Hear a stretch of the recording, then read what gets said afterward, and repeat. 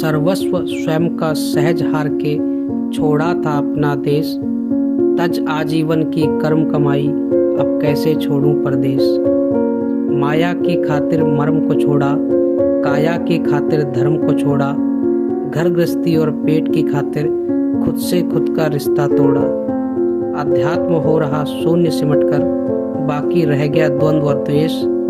तज आजीवन की कर्म कमाई, अब कैसे छोड़ूं परदेश। अब दुविधा में दोनों जाएंगे, देवी माया और प्रभु राम।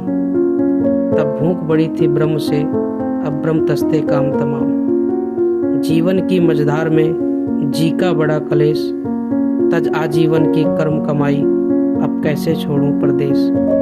चाहूं भी तो कैसे छोड़ूं जीवन का खटराग, बीच भंवर में कैसे ले लूं माया से बैराग। कश्ती अपनी बड़ी बेढंगी, बोझों से लवरेज, तज आजीवन की कर्म कमाई, अब कैसे छोड़ूं परदेश।